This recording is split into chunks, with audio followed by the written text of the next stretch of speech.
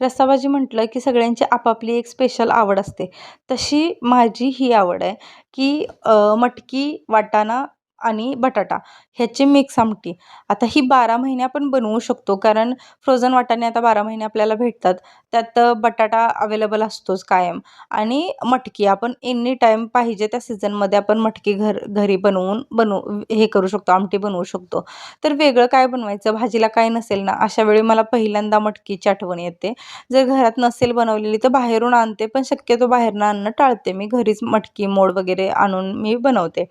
तर वेगळं काय असेल, ओकेजन थोडंफार वेगळं असेल, कोणी येणार असेल आणि व्हेजमध्ये काय बनवायचं असेल, तर आमच्याकडं ह्याला प्रेफरन्स दिला जातो. तर असं काही विशेष बनवत नाही मी मटकी. सिंपल एकदम बनवते.